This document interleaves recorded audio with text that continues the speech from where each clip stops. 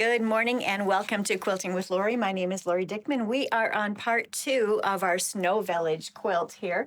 And I've got the camera a little bit low because I want you to see the 4 houses that we're going to be working on today. And they're these bottom 4.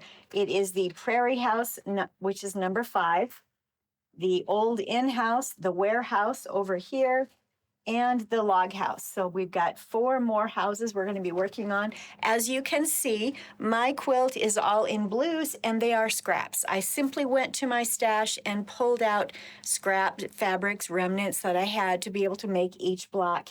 And I highly recommend that you do that.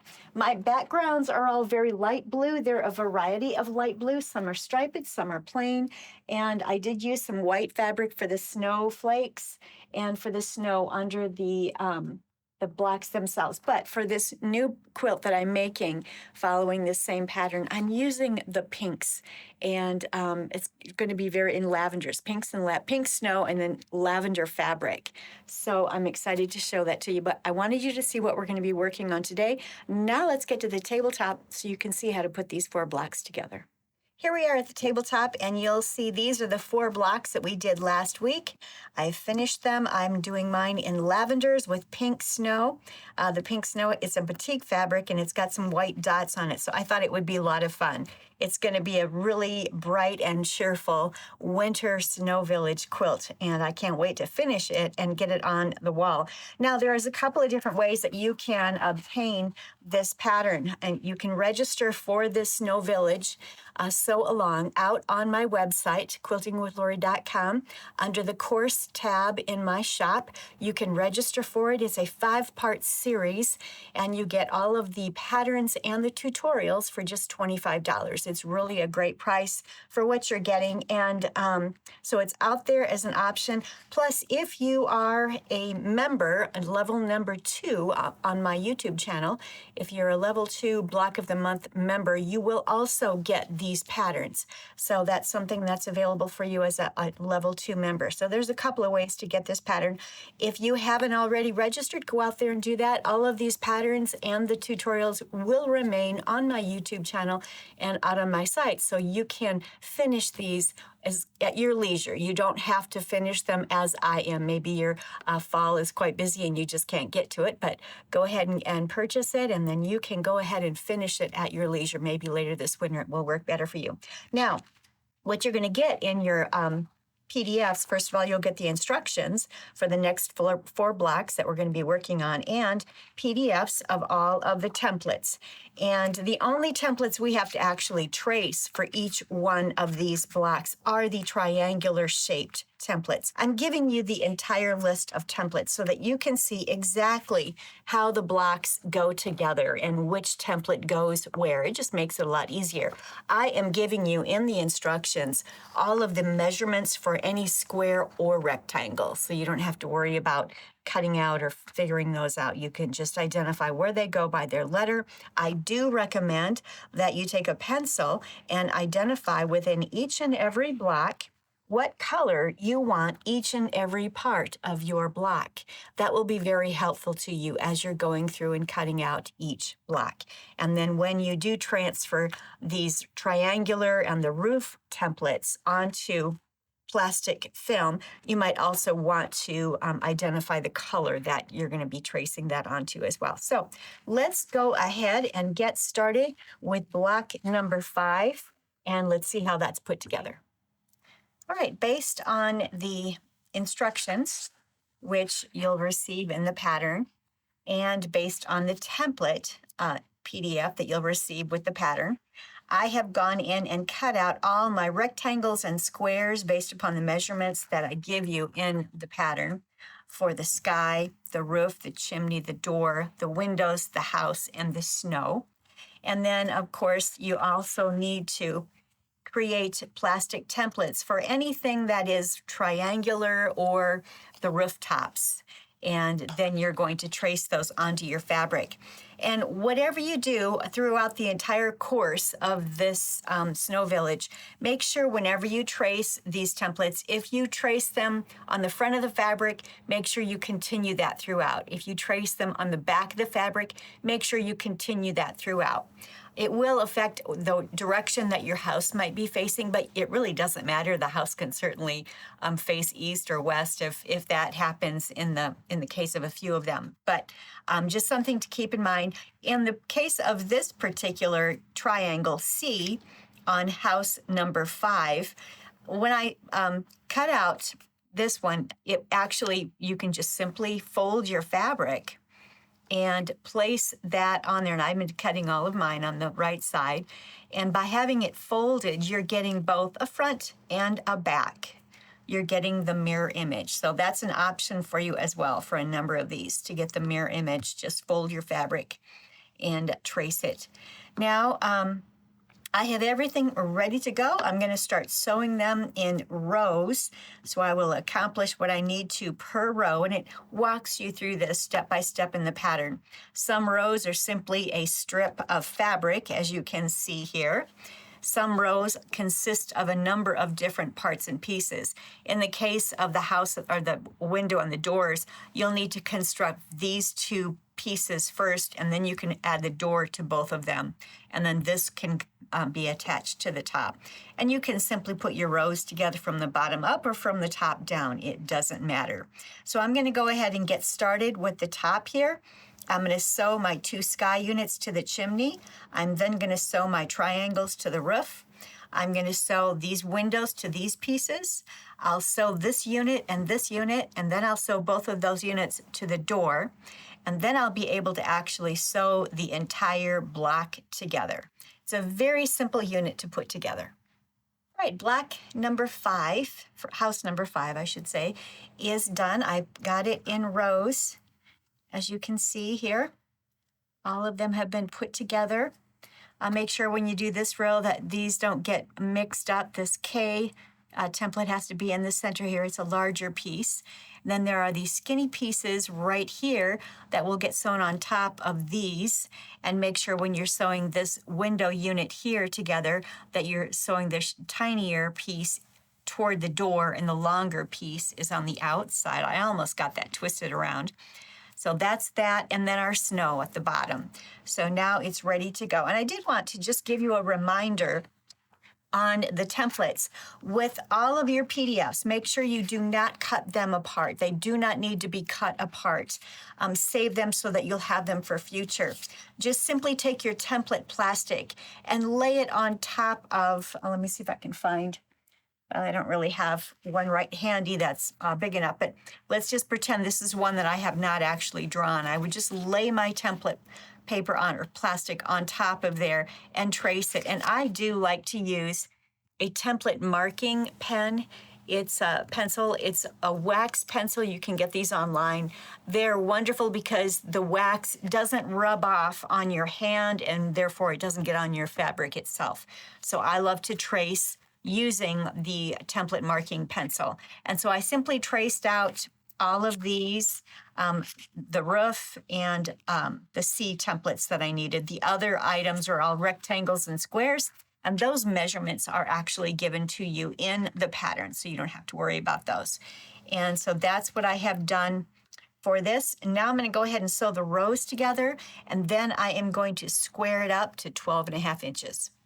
One thing I wanted to mention is that as I've got this quilt or block finished, so that's block number 5, when I'm putting this together, I'm constantly referring to the key, and this just really helps me to know where the pieces go and which element goes where. And if you pencil in the colors also of your fabrics for each of those, that will really help you. So keep that in mind as you're working on your blocks. Now we're going to go on to block number 6. I've laid out block number 6 and block number 7. So number 6 is the old in-house and number 7 is the warehouse. For number 6, again, we're putting it together in rows. We've got a couple of chimneys on this one. And just a reminder, last week I taught you that to make sure that these little triangles get sewn together correctly, just fold them in half and make a crease, and then fold the opposing side, make a crease. And then when you put them together, make sure the creases match And sometimes you don't have as much fabric or maybe too much fabric on one end or the other. That's all right. As long as those creases match, everything will work out beautifully. Do the same here, do the same there. So that is a row, this is a row, this is the chimney sky, this is the roof sky. Another thing in my directions, it actually has this piece being a roof. So it's having you cut this out as a roof. I decided to make some changes. And this is your quilt. You have fun with it. You don't have to follow the directions exactly. So I went ahead and made this piece the color of the house. The other thing that the pattern offers, on the front here, there's, this could have been a 12.5-inch strip there that we could have cut all the way across. But it's giving you this option where you can make the front of this house either darker or lighter, depending on where the sun is coming. And that makes the house look a little bit more three-dimensional. I'm not worrying about that. My house fabric is all staying the same. But I encourage you to go ahead and do that. If you have some darks and lights of those fabrics, make one side lighter and the other side darker. So that I'll be sewing these together, but again, it could have been cut as one strip in my case because I'm only using one fabric.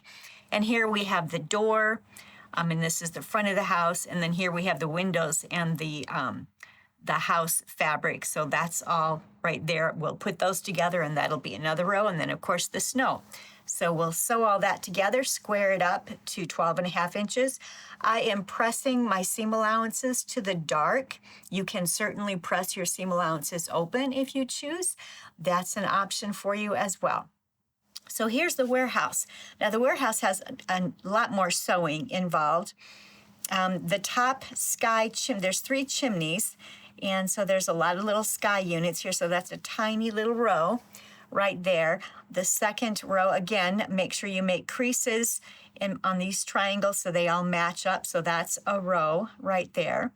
Now here is another piece. This part of the house or the warehouse could have been a light color or a darker color just to give this building some dimension. And you know what, let me move this over so that you can see it. I guess it's not centered there in the screen. So this piece here, I could have cut it out from a lighter fabric or a darker fabric, and then it would have given the house more dimension. That's totally up to you. I left mine all one fabric. So here is one row. It's got 3 windows and the house fabric. There's a strip of just the purple fabric. Here's another set of windows on the second floor of the warehouse. There's a strip of fabric right here. And here is another set row. This is the first floor of the warehouse, and it involves the purple, the windows, and the front door. And it's a double wide door to this warehouse. So that is this building, and then of course the snow on the bottom there. And so I will sew this unit, these 2 units together. I'll sew this unit together. All of these individual rows will sew together. Once it becomes a unit, then this side piece will get sewn onto that unit. And then of course the snow will be sewn on the bottom. Very, very simple to put these together. All right, I did go ahead and finish block number 6. Very simple one. The chimney sky unit, the roof sky unit. These are the doors, windows unit, and then the snow, and I've squared it up to 12.5 inches. So block number 6 is done. Here is block number 7 and 8. I have them started for you. For number 7, which is the warehouse block, I've got the sky chimney unit. Push this down here so you can see it better. There's the sky chimney unit, the roof sky unit, and then this is a unit that I put together first. This is one side of the building with the windows and the doors.